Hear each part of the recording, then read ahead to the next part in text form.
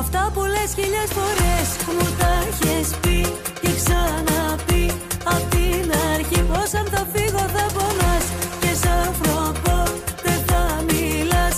Υπερβόλας, αχ, τα ίδια λες.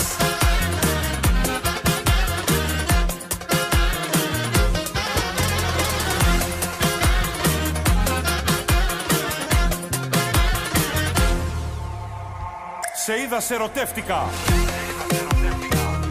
και χάσα το μυαλό μου και όλες τις διέγραψα για πάρτι σου μωρό μου. Αυτά που λες χίλιες φορές